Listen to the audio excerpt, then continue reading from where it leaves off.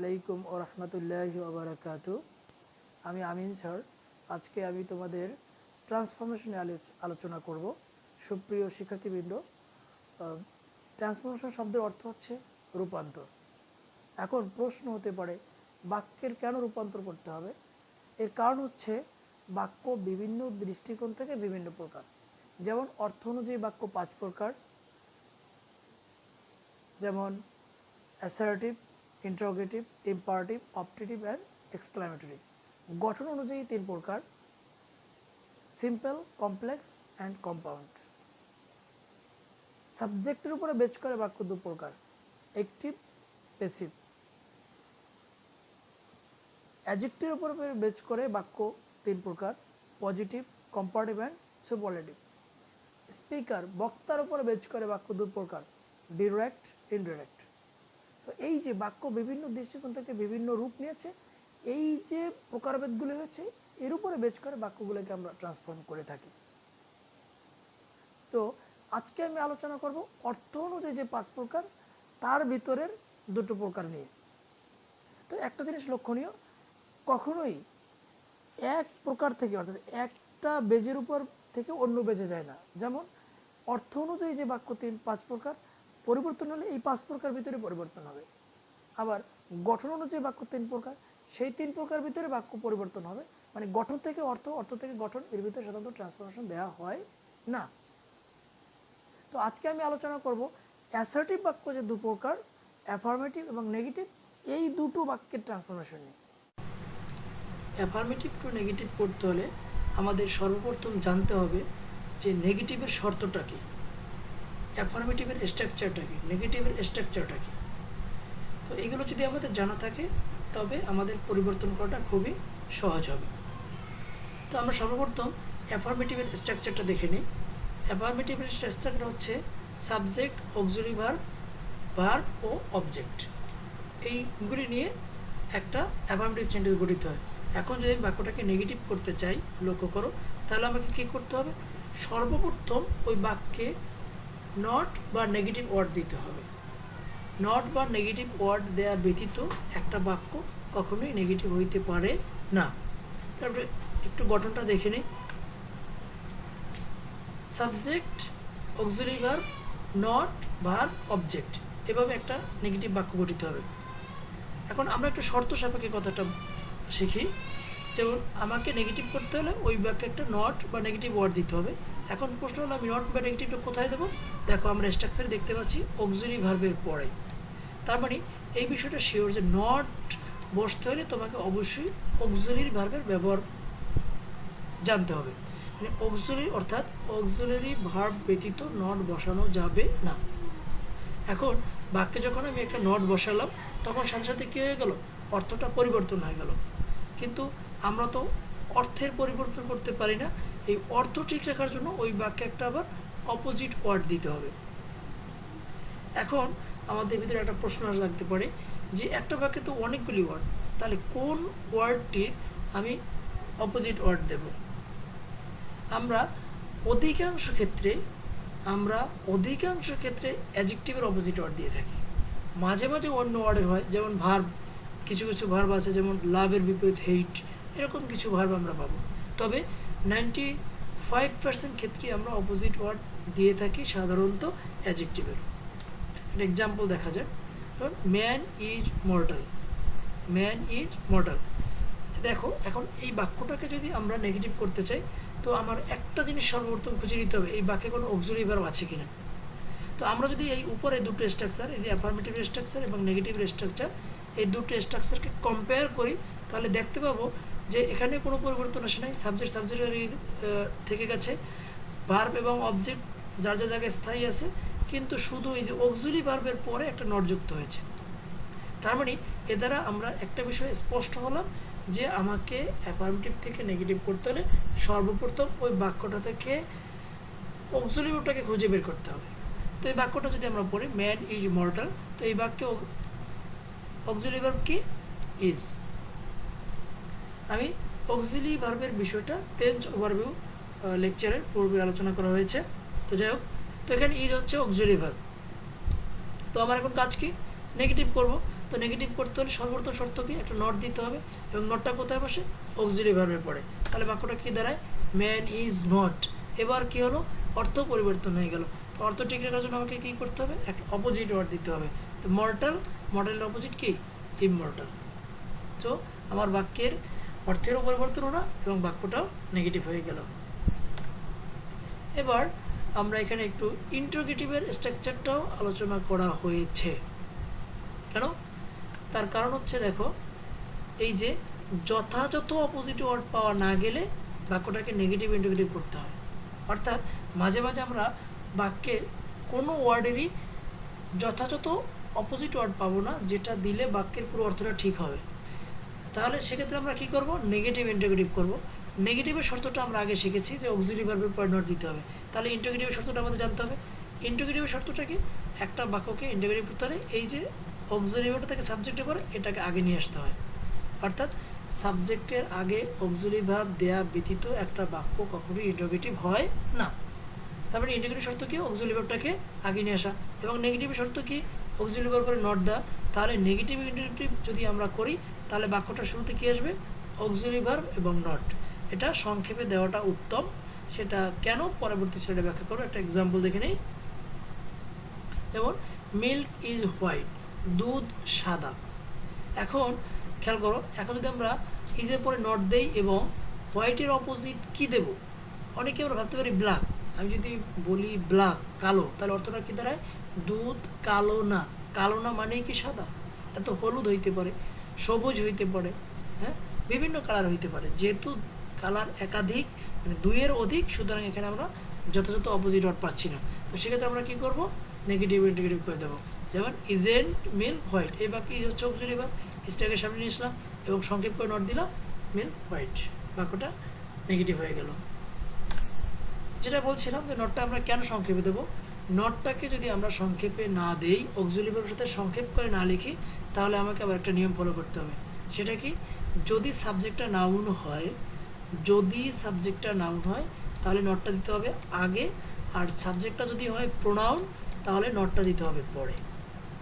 তো এই ঝামেলাটা এড়ানোর জন্য আমরা নটটাকে সংক্ষেপ করে লেখাটাই উত্তম হবে আমাদের জন্য। তবে এই সংক্ষেপ করে লিখতে গেলে আমার একটা ঝামেলা আছে। 4টা অক্সিলারি ভার্ব আছে, খেয়াল করো, এই যে 4টা আমি তোমাদের শো করেছি, এই 4টা অক্সিলারি ভার্ব হচ্ছে এক্সেপশন, অর্থাৎ স্বাভাবিক রূপে বসে না। যেমন অ্যাম নটের সংক্ষেপ রূপ হচ্ছে এইন্ট অথবা আরেন্ট। উইল নট সংক্ষেপ রূপ হচ্ছে ওন্ট, উইল নট না। শ্যাল নট সংক্ষেপ রূপ শ্যাল নট না, শান্ট। ক্যান নট সংক্ষেপ রূপ কান্ট, একটা এন বাদ হয়ে গেছে, দেখো খেয়াল করো, এই এনটা বাদ হয়ে গেছে। তো এই 4টাকে আমাদের মনে রাখতে হবে। এখন অনেকে বলতে পারবো তাহলে তো ফুল ফর্মে লেখাটাই ভালো। না, কারণ তোমাদের তো এই সংক্ষেপটা জানতে হবে। তো যেহেতু সংক্ষেপটা জানতে হবে, আগে জেনে নেওয়াটাই উত্তম। এবারে খেয়াল করো, তো আমরা বেসিক যে বিষয়টা, এটা আমাদের অলরেডি আলোচনা করা হয়ে গেছে।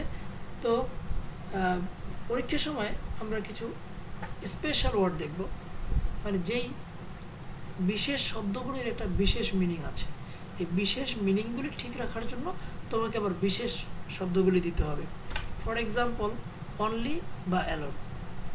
যদি অনলি বা অ্যালোন আমরা ব্যবহার করি, তো সেক্ষেত্রে ওই বাক্যটাকে নেগেটিভ করতে হলে আমাকে হয় নান বাট, না হয় নাথিং বাট, না হয় নট মোর অথবা লেস দ্যান ব্যবহার করতে হবে। এখন বিষয়টা লক্ষ্য করো, শব্দ একটা, বাট এর পরিবর্তে ব্যবহৃত শব্দ হচ্ছে 3টা। তাহলে কোনটা ব্যবহার করব, এইটা নির্ভর করবে সম্পূর্ণ অর্থের উপরে। অর্থাৎ অনলি বা অ্যালোন দ্বারা যদি কোনো ব্যক্তিকে নির্দেশ করে তাহলে হবে নান বাট, এখানে ব্যক্তিগণটা ভুল আছে বা আকার হবে না। যদি বস্তুকে নির্দেশ করে তাহলে হবে নাথিং বাট, এবং সংখ্যা নির্দেশ করলে হবে নট মোর অথবা less than. For example, Allah can alone help আজ। আল্লাহ একজন ডুয়ার, অর্থাৎ তিনি আমাদের সৃষ্টিকর্তা, তার করার ক্ষমতা আছে, সুতরাং তার প্রতি আমরা কী দেবো, none but Allah can help আজ। লক্ষ্য করো, এখানে ক্যানের পরে নট দিতে হবে না। কেন নট দিতে হবে না, কারণ এখানে নান বাট ব্যবহার করেছি, নান শব্দটা নেগেটিভ, সুতরাং আরেকটা নট দেওয়ার দরকার নেই। এবার কিছু এক্সাম্পল, অন্য আরেকটা example, only he could break his own record. এখান থেকে খেয়াল করো, অনলি দ্বারা হি অর্থাৎ একটা ব্যক্তিকে নির্দেশ করেছে, সুতরাং আমরা এখানে কী বসাবো, none but he could break his own record. লক্ষ্য করো এখানেও আমরা কুডের পরে কিন্তু নট দেই নেই। কেন কুডের পরে নট দেই নেই? কেননা নান শব্দ ব্যবহার করেছি, নান শব্দটা একটা negative. Only the moon was visible. এবার লক্ষ্য করো অনলি দ্বারা মুনকে বোঝাচ্ছে, তা মুন এই যে চাঁদ, চাঁদ হচ্ছে একটা বস্তু, সুতরাং এখানে কী দেবো? Nothing but moon was visible. He is only 13। এবার অনলি দ্বারা সংখ্যা নির্দেশ করেছে, অনলি দ্বারা সংখ্যা নির্দেশ করেছে, সুতরাং এখানে আমরা কী দেবো? He is not more than. এখানে আমরা নট মোর দ্যান ব্যবহার করব, কেননা অনলি দ্বারা এখানে 13 অর্থাৎ সংখ্যাকে নির্দেশ করেছে। এবারে আরেকটা শব্দ মাস্ট। তাহলে মাস্ট থাকলে আমরা কী ব্যবহার করব? মাস্ট থাকলে আমরা ব্যবহার করব ক্যান নট বাট অথবা হেল্প। খেয়াল করো, ক্যান নট বাট অথবা হেল্প, বাট অথবা হেল্প যে কোনো একটা ব্যবহার করা যাবে। তবে একটা জিনিস লক্ষণীয়, সেটা হচ্ছে যদি আমরা হেল্প ব্যবহার করি তাহলে ভার্বের সাথে আইএনজি যোগ করতে হবে। কেন যোগ করতে হবে? কারণ হেল্প আর একটা ভার্ব, এই জন্য। তবে মাস্টের সিনোনিম আছে, যেমন can, have to, has to, এগুলো হচ্ছে যে হ্যাভ টু, হ্যাজ টু, এগুলো হচ্ছে মাস্টের সিনোনিম। অর্থাৎ মাস্ট দ্বারাও বাধ্যতামূলক বোঝায়, হ্যাভ টু, হ্যাজ টু দ্বারাও বাধ্যতামূলক বোঝায়। তো এই ধরনের বাক্য পেলে আমরা ক্যান নট বাট এবং ক্যান নট হেল্প ইউজ করব। তো দেখো আমি ক্যান নট বাটটাকে বোল্ড করেছি। কেন বোল্ড করে লিখেছি? কারণ এইটা ব্যবহার করা তোমাদের জন্য নিরাপদ, কারণ তোমাকে তার আইনজি যুক্ত করতে হচ্ছে না। হেল্প ব্যবহার করলে আবার আইনজি যুক্ত করতে হয়, তবে দুটোই মনে রাখতে হবে। কেন? পরীক্ষাতে উল্টাও আসবে, negative two affirmative. For example, man must submit to destiny. এই যে এবার এখানে আমরা মাস্ট পেয়েছি, এই যে বিশেষ শব্দটা পেয়েছি, এটা দ্বারা বাধ্যতামূলক বোঝাচ্ছে। তো এখানে আমরা স্বাভাবিক নিয়মে করলে হবে না, এই জন্য মাস্টের পরিবর্তে আমাদের লিখতে হবে কি? Can not but. তো ক্যান নট বাট লিখলে আর কোনো ঝামেলা নেই, বাকি অংশ লিখে দিলাম। কিন্তু ক্যান নট হেল্পও আমরা লিখতে পারবো। যদি আমরা ক্যান নট হেল্প লিখি তাহলে তোমাকে এই যে আইএনজি যোগ করতে হবে। এবারে হ্যাড টু, লক্ষ্য করো এই যে এখানে ছিল have to, has to. Have to, has to এর ফার্স্ট কি? Had to. তো কোনো বাক্যে যদি আমরা হ্যাড টু খুঁজে পাই তো সেক্ষেত্রে আমরা ক্যানের পরিবর্তে দেবো কুড।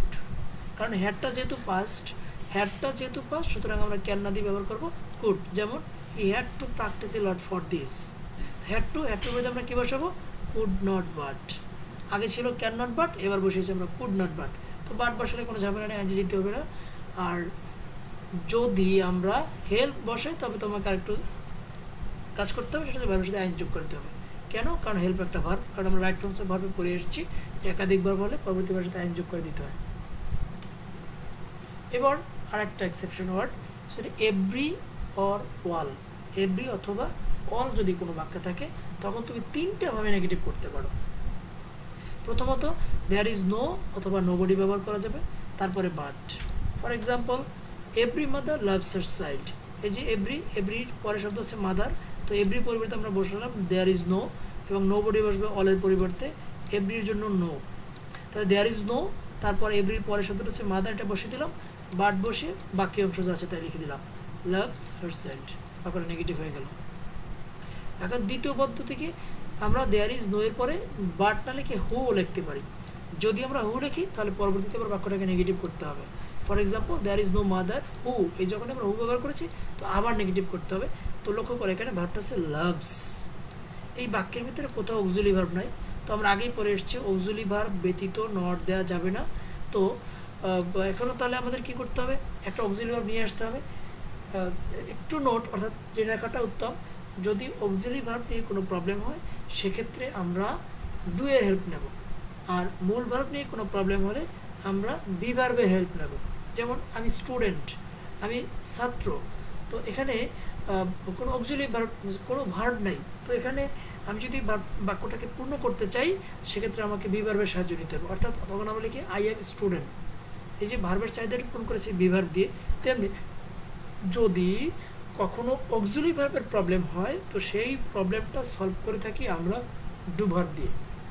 এখন একটা প্রশ্ন থাকতে পারে, ডু এর কোন রূপটা বসাবো? কারণ ডু হইতে পারে, ডাজ হইতে পারে, ডিড হইতে পারে, তাহলে কোনটা বসাবো সেটা সম্পূর্ণরূপে নির্ভর করবে ভার্বের উপরে। অর্থাৎ আমি যেই ভার্বটাকে নেগেটিভ করবো সেই ভার্বটা কোন রূপে আছে। যদি ভার্বটা প্রেজেন্টে থাকে তবে আমরা ডু ব্যবহার করবো, যদি ভার্বটা পাস্টে থাকে তাহলে ডিড ব্যবহার করবো, ভার্বের সাথে এস থাকলে আমরা ডাজ ব্যবহার করবো। তবে এখানে লক্ষ্য করো এখানে ভার্বের সাথে এস আছে, সুতরাং আমরা কী ব্যবহার করবো? ডাজ। তাহলে হু does not love her child, আমি মূলত বসাবো নট। এই নট বসানোর জন্য কিন্তু ডাজ নিয়ে আসছি, কারণ নট অক্সিলারি ভার্ব ব্যতীত বসতে পারে না। ওকে, এবার আরেকটা অপশন নো, নোবডি, নান, নো ওয়ান, এই যে তিনটা যে কোনোটা ব্যবহার করা যাবে।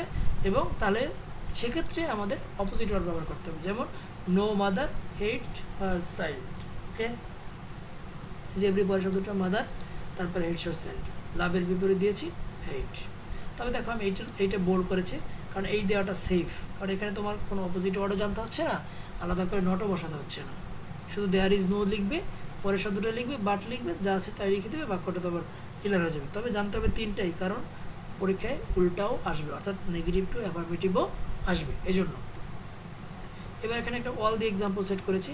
ওয়াল লাভস ফরওয়ার্ড, এই যে বলছিলাম অল থাকলে আমরা নোবডি ব্যবহার করব, তো এখানে there is nobody but loves forward, there is nobody who does not love forward, nobody hates forward. অলের জন্য আমরা ব্যবহার করব কি নোবডি। এবার একটা বিষয় লক্ষণীয়, এভরি বা অলের পরে যদি মেইন ভার্ব না থেকে বিভার্ব থাকে তাহলে তিনভাবে করা সম্ভব না, তখন তোমাকে একটা ওয়ে ফলো করতে হবে। এই যে আগের স্লাইডে আমরা পেয়েছিলাম তিনটা নিয়ম, যদি এভরি বা অলের পরে মেইন ভার্ব না থেকে বিভার্ব থাকে তখন এই শুধু নিচের নিয়মটা, অর্থাৎ 3 নম্বর নিয়মটা প্রযোজ্য। 3 নম্বর নিয়মটা কি, no plus opposite adjective. For example everybody is liable to error, এই যে এখানে ইজ অর্থাৎ বিভার্ব ব্যবহার করা হয়েছে। বিভার্ব কোনগুলি, am, is, are, was, were, এগুলো হচ্ছে বিভার্ব। তো এখানে ইজটা হচ্ছে বিভার্ব, সুতরাং আমরা কী করবো, আর তিনটা পদ্ধতিতে আমরা করতে পারবো না, একটা পদ্ধতি ফলো করতে হবে, সেটা হচ্ছে নোবডি। বিপরীত থেকে প্রথমে দেখবো নোবডি এবং তারপরে বিপরীত শব্দ লায়াবল টু এর বিপরীত কি, ফ্রি ফ্রম, সুতরাং আমরা এখানে ফ্রি ফ্রম বসিয়ে দিয়েছি। অল মেন আর মর্টাল, লক্ষ্য করো এখানে অল, এই যে অল আছে, তো সুতরাং অলের পরে আমরা নো দিলাম, নো এর পরে সাধারণত সিঙ্গুলার হয়, এই জন্য আমরা ম্যান বসিয়েছি, তো সিঙ্গুলার ভিতরে আরটা ইজ হয়ে গেছে। আর এখানে যেহেতুটা বিভাগ, সুতরাং তিনটে নিয়ম চলবে না, একটা নিয়ম নো ম্যান ইজ, মর্টালের বিপরীত immortal. Thanks for watching, keep me in your prayer. একটা বিষয় লক্ষ্য রাখবে, যাদের কাছে আমার নোটগুলো আছে ওগুলো ফলো করার চেষ্টা করবে। আল্লাহ হাফেজ।